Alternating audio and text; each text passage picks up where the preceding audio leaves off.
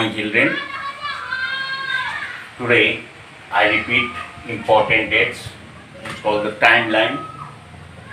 You must learn important dates with events. History को जानने के लिए डेट में बांध करके सारी घटनाओं को जानना चाहिए. इससे हिस्ट्री कब्जे में रहती है. और रटना नहीं चाहिए.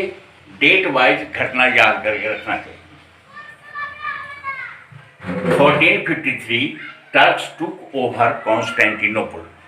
टर्की की राजधानी कॉन्स्टेंटिनोपल, जिसको हिंदी में कुस्तुनतुनिया कहते हैं, तुर्कियों ने कॉन्स्टेंटिनोपल को अपने अधीन 1453 में कर लिया.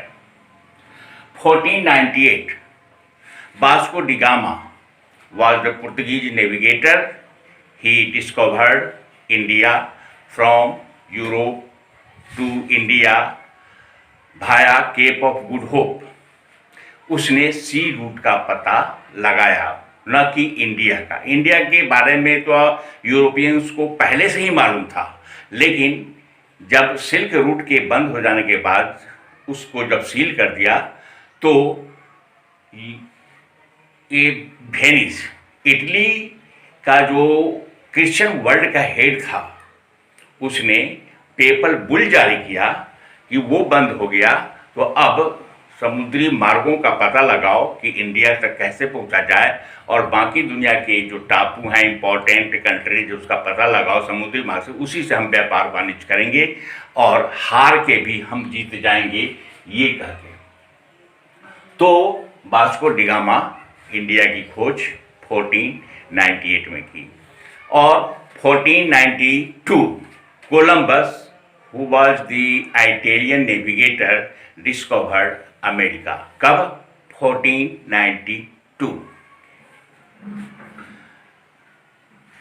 1602 Dutch established in east India company. इसको याद रखो. Dutch established east India company 1602 में. 1664 French established east India company. 1740 Ali Vardi Khan became the nawab of Bengal. 1757 battle of Plassey. ये बंगाल का नवाब लॉर्ड क्लाइव था, उसने चंगुल में फंसाया किसको? सिराजुद्दौला के जो नवाब थे मिर्जाफर, और उसको फंसा के अपने चक्रव्यूह में अपने नवाब को पराजित करवाया और बंगाल को ले लिया. उसके बाद मिर्जाफर को वहाँ का नवाब बना दिया अंग्रेज. 1764 बैटल ऑफ बक्सर.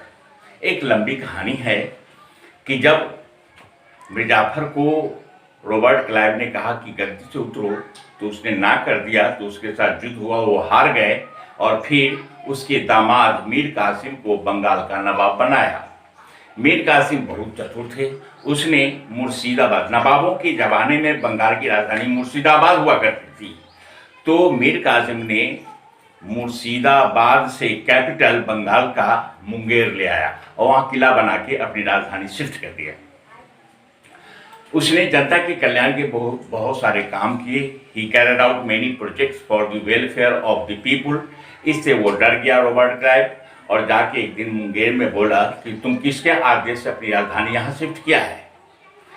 इस पर दोनों में वार हो गया और मीर कासिम हार गया, और हार के भागते हुए अवध चला गया, जहाँ के बादशाह शुजा उद्दौला थे. सिराजुद्दौला नहीं, शुजा उद्दौला थे, और उसने उसकी पनाह दी.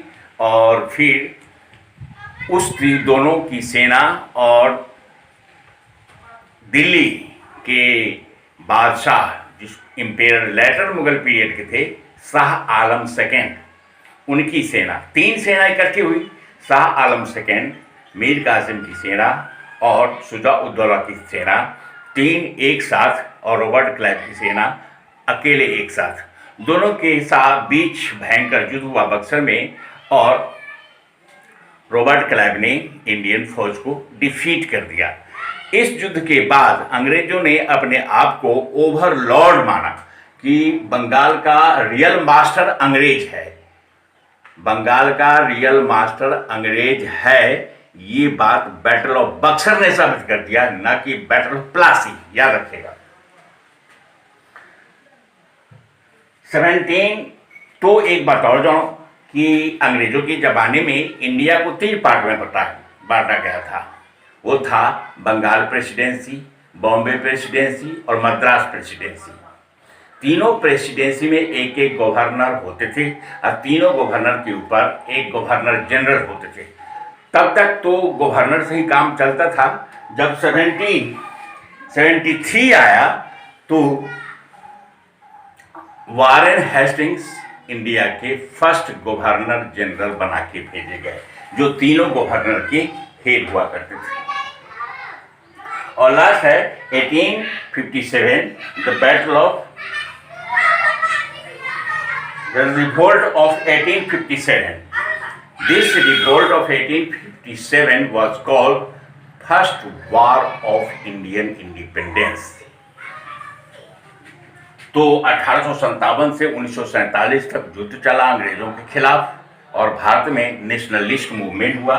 90 वर्ष लग गए और इस 90 वर्षों के दौरान आज़ादी की लड़ाई में जो 2,84,000 लोग कत्ल कर दिए गए। कितने को फांसी, कितने को शूट आउट, कितने को अंडमान निकोबार, जिसको काला पानी कहते थे उस टाइम में, वहाँ भेज दिया गया।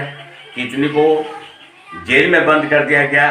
और सब के सब मारे गए लोगों के जो रिकॉर्ड है सरकार के पास, जो गवर्नमेंट आर्काइवल है, उसमें 2,84,000 लोगों के मौत की कहानी लिखी हुई है। अब तुम लोगों को बताएंगे कुछ इंपॉर्टेंट। ये टीपू सुल्तान है। He was the son of Hyder Ali, the king of Mysore, जो मैसूर अभी इंडिया का कर्नाटक स्टेट है। टीपू सुल्तान अंग्रेजों के खिलाफ अपने राज्य को कंटिन्यू करने के लिए लड़ाई लड़ी और अपने राज्य की राजधानी श्रीरंगपट्टनम में अंग्रेजों के साथ लड़ते लड़ते 1799 में अंग्रेजों ने इनको कत्ल कर दिया। यह है Robert Clive. Robert Clive was the governor of Bengal and he was the founder of British Empire in India. यह है duplex. Duplex he was the general of French army, जिस अंग्रेजी सेना और फ्रेंच सेना के बीच 4 कार्नेटिक वार हुए तो और सब वार में डुप्लेक्स हार गए, अंग्रेज जीत गया। ही वॉज लॉर्ड डलहौजी। ये लॉर्ड डलहौजी का पोर्ट्रेट है। ये लॉर्ड डलहौजी क्या किया? बहुत अच्छे काम किए और बहुत बुरे भी काम किए। सही, ठीक है। लॉर्ड डलहौजी ने 1853 में इंडिया में रेलवे इस्टेब्लिशमेंट कराया। First railway was established from Bombay to Thane as experiment 34 kilometre, but the experiment became success and later on the network of railway was established throughout India. During British regency, the length of Indian railway was 97,000 kilometre और आज के date में आज़ादी के 70 वर्ष के बाद वो बढ़ के 1,15,000 किलोमीटर इसका इंडियन रेलवे नेटवर्क का लेंथ हो गया है। ये काम किया और लॉर्ड डलहौजी ने एक डॉक्ट्रिन ऑफ लैप्स चलाया। इस डॉक्ट्रिन ऑफ लैप्स में क्या था? जिस राजा रानी के अपना बेटा बेटी नहीं होते थे तो राजा रानी के मर जाने के बाद उसका राज ब्रिटिश राज में शामिल हो जाता था। ये पॉलिसी लॉर्ड डलहौजी ने चलाई, जो डॉक्ट्रिन ऑफ लैप्स कहलाया।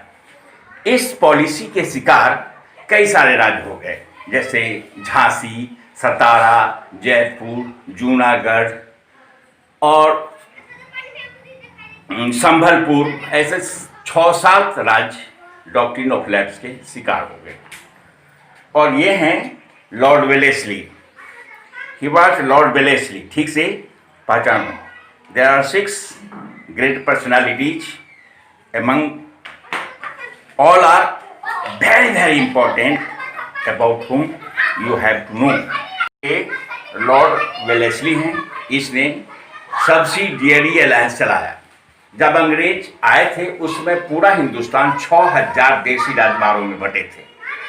इन देशी राजकुमारों के सामने एक प्रस्ताव रखा ये कि तुम अंग्रेजों की अधीनता स्वीकार करो, पहली बात ये, और दूसरी अपने स्टेट की 100% रेवेन्यू जो कलेक्ट होता है उसका 40% अंग्रेजी खजाने में जमा करो।